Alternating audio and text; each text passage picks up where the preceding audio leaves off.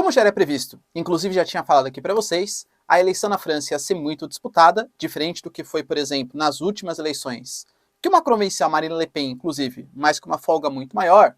Dessa vez, existem institutos de pesquisas que estão anunciando 51% para Macron e 49% para Marine Le Pen. E muito possivelmente, quem der uma guinada mais socialista, já vamos entender o porquê, vai ganhar essas eleições. A Rússia anunciou uma parceria com os BRICS para fazer um sistema único de pagamentos e uma integração econômica ainda maior do que já existe. Ou seja, nesse momento o Brasil ele vai ter que descer de cima do muro. Ou se integra à Rússia, ou se integra ao mundo ocidental. É o momento de decisão. Finlândia e Suécia anunciam que muito possivelmente vão ingressar na OTAN ainda esse ano, e temos informações a respeito de sanções econômicas, protecionismos, que podem impactar 33% das exportações brasileiras para a União Europeia, ou seja, o mundo ocidental bloqueando produtos brasileiros. Será hora então de se integrar aos russos? Se você quiser um pouco mais sobre esses assuntos, e muito mais também sobre geografia, geopolítica, atualidades, política, polêmicas, enfim, tudo para você se manter sempre bem atualizado, já se inscreve no canal, deixa seu like, compartilha esse vídeo, que eu, professor Ricardo, conto muito com a sua ajuda. Beleza? Link para o curso completo de Geografia, Geopolítica e Atualidades para você pré-vestibulando e concurseiro, ou até mesmo interessado, claro, na descrição, tá? Baratinho, vocês não vão se arrepender. E claro, pessoal, vocês sabem que eu aqui dependo bastante, inclusive financeiramente, tal, da plataforma. E, infelizmente, o YouTube não gosta muito de temas sensíveis, de geopolítica, conflitos, tal. Então, se você quiser me apoiar sendo membro, galera, sensacional, tá? Conto muito com a sua ajuda. Se não, só seu engajamento e seu like já tá mais que sensacional. Meus últimos vídeos foram quase todos aí desmonetizados, tá bom? Mas bora lá pro vídeo, galera. Vamos lá, ó. Bom, primeiro ponto aí, um ponto bem importante, que a França ela vai ter que se adequar um pouco ao chamado socialismo, né, ou pelo menos ao candidato de extrema esquerda, que foi o terceiro colocado nas eleições do grupo chamado de França Insubmissa, que é o cara chamado de Mélenchon, tá? Não sei se é exatamente essa a pronúncia. Ele teve cerca de 22% dos votos. Ou seja, em uma eleição tão disputada, fica claro que quem herdar o voto dessa galera mais de extrema esquerda, que se adequa mais ao processo socialista na França, vai conseguir angariar bastante votos. E eu sei que vocês pensam que muito possivelmente o Macron, que é mais associado ao centro, ou uma centro-direita, ou uma centro-esquerda, angariaria mais votos do que, por exemplo, a Marine Le Pen, que é mais associada pela mídia tal, com uma conservadora, extrema-direita, tudo tal. Só que a coisa não é tão simples assim. Embora ele tenha anunciado que ele não quer um só voto para Marine Le Pen, ele não deixou claro que ele dá o apoio para o Macron nesse momento. E eu diria para vocês que, do ponto de vista econômico, as propostas dele se assimilam muito mais às propostas da Marine Le Pen, só que do ponto de vista social, as propostas dele se adequam muito mais ao Macron. Por quê? Eu separei aqui do plano de governo do candidato que teve 22% dos votos, e tinham coisas relacionadas como, por exemplo, contra a OTAN, a França deve se mostrar contra a OTAN, essa intervenção militar norte-americana, e contra a intervenção norte-americana no mundo ocidental. Falou, por exemplo, uma proposta também de emprego universal, ou seja, todo mundo tem que ter uma política de pleno emprego, e muitas vezes o Estado vai ser responsável pela criação desses empregos, ou a partir de empresas estatais, ou a partir de construções, obras, tal, ou seja, o Estado é o motivador da economia. A aposentadoria, por exemplo, a França, nesse momento, ela está atravessando um processo de reforma previdenciária. E nessa reforma previdenciária, o Macron vem sendo muito criticado, por quê? Porque ele quer adiar todas as aposentadorias para 65 anos. A França é uma complicação só. Cada categoria tem uma aposentadoria diferente. Por exemplo, quando o Macron ele anunciou a sua proposta, os bombeiros se revoltaram com as propostas feitas pelo Macron. Na época, o filme do Coringa estava bastante famoso. Os bombeiros se fantasiaram de Coringa e foram protestar na Champs-Élysées. Inclusive, tacando fogo na Champs-Élysées. Aí fica a questão. Se os bombeiros estão tacando fogo na Champs-Élysées, quem vai apagar o fogo? Tô brincando, mas é verdade, né?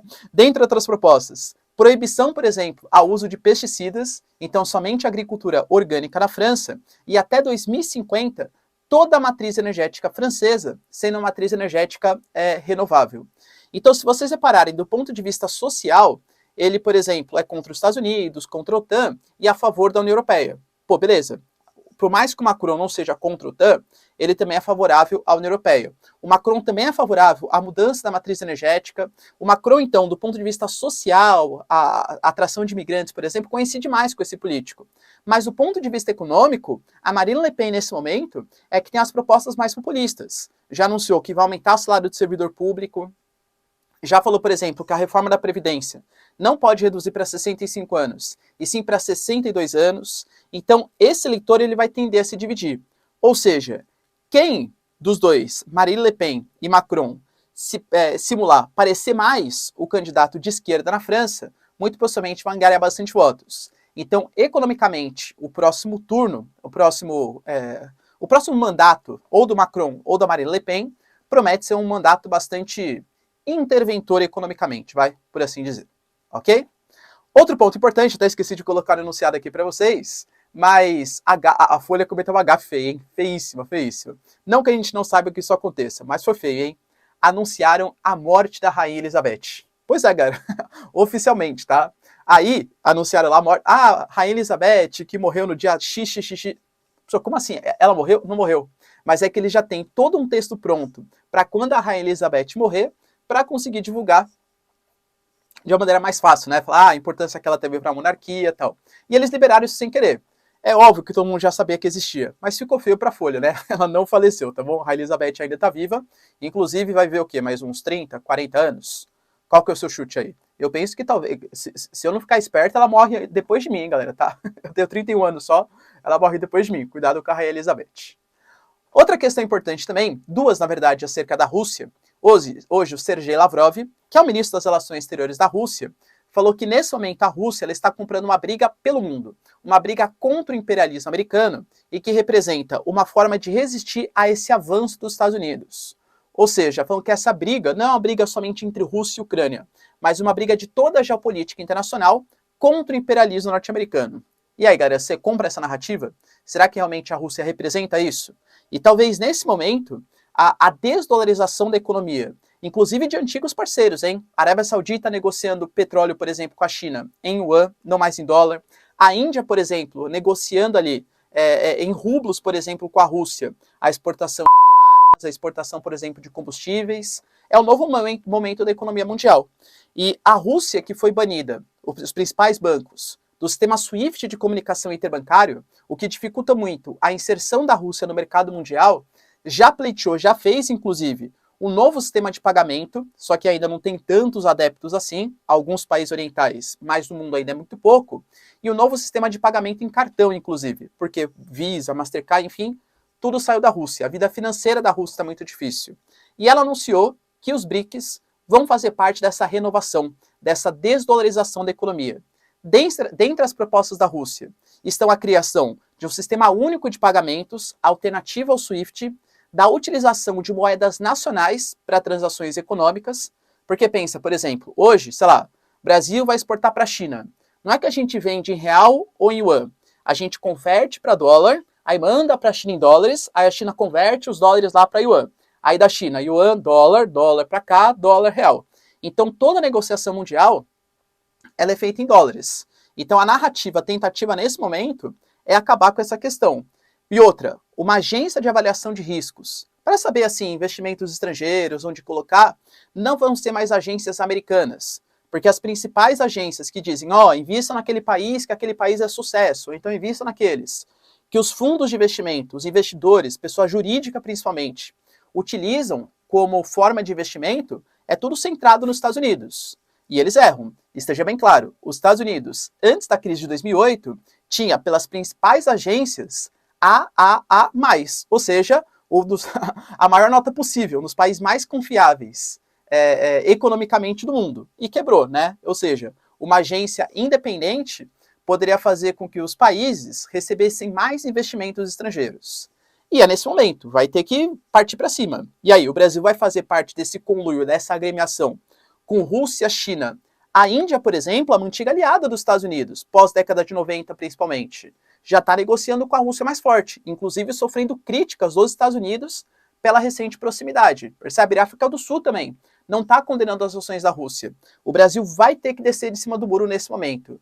E aí, para que lado que a gente desce? Lado ocidental ou lado BRICS da força?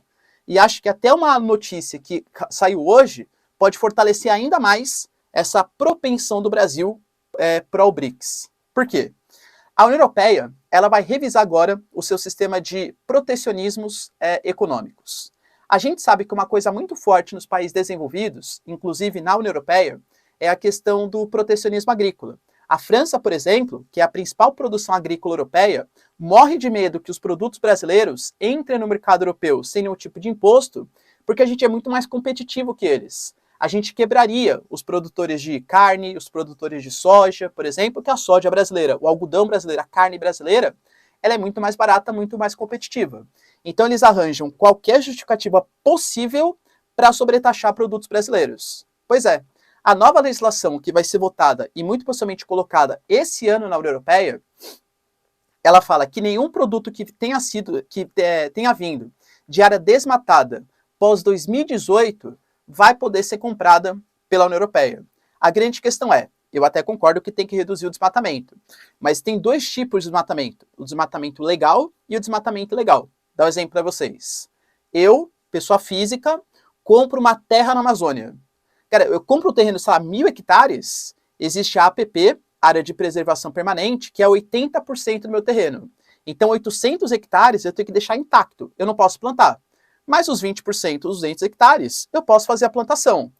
Pô, é uma área que eu estou desmatando, por exemplo, da Amazônia. A União Europeia não compraria, por exemplo, esse produto por estar vindo no desmatamento, mesmo que o desmatamento seja legal.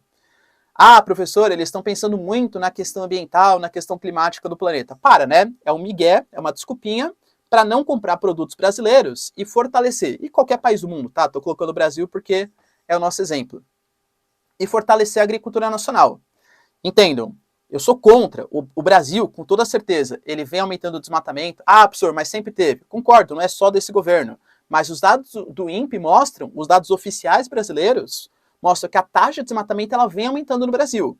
Então, claro, eu não estou defendendo o desmatamento. Eu não estou defendendo, por exemplo, o desrespeito a povos indígenas, povos quilombolas. Eles têm que ser respeitados. Mas agora, achar que a França, ou a Alemanha, ou enfim, qualquer país europeu, não está comprando produto agrícola brasileiro, ou vai sobretaxar, reduzir 33% das nossas exportações, porque eles querem defender os indígenas, porque eles querem defender a Amazônia, para, né, pessoal, tá? É uma desculpinha. E aí, claro, o Brasil também, assim, a França, a Alemanha, a União Europeia, está desesperada arranjando desculpinhas, mas eu quero arranjar uma desculpa para não comprar mais produtos brasileiros. O Brasil vai lá e dá um livro de desculpas. Ó, você pode usar esse. Então, são dois errados, né? Mas a União Europeia, nesse momento, vai proteger ainda mais a sua agricultura, a sua agropecuária, tá? O que pode jogar o Brasil, claro, mais lado para o BRICS. E para finalizar, dois países que sempre adotaram a política de certa neutralidade na Europa estão debandando para o lado OTAN da força pelo risco que representa, para eles, claro, a Rússia nesse momento. Suécia e Finlândia. Suécia e Finlândia, eles são membros extraoficiais da OTAN. É tipo o Brasil. O Brasil também é membro extraoficial da OTAN. A gente negocia, compra e venda de armas e tal, mas se alguém atacar o Brasil, a OTAN não é obrigada a defender. Suécia e Finlândia partem dessa mesma premissa, tá? O que eles querem agora é virar membros oficiais. E aí, isso vai fazer com que eles tenham mais armamentos, com que eles tenham de fato um exército. A cláusula 5, por exemplo, da OTAN, da reciprocidade de defesa. Se alguém atacar a OTAN, leia-se Estados Unidos, tem que defender o país. Isso possivelmente vai ser feito ainda esse ano, hein? Ainda no verão. Para eles, claro, né, no meio do ano aí, em 2022. Isso é bastante sintomático, porque a Rússia recentemente ameaçou tanto Finlândia quanto Suécia com retaliações, talvez retaliações até mesmo militares, caso Suécia e Finlândia ingressassem na OTAN. E aí, será que a Rússia compraria uma briga com esses dois países pelo suposto ingresso de Suécia e Finlândia no bloco? O que vocês pensam? Eu já adianto aqui, ó.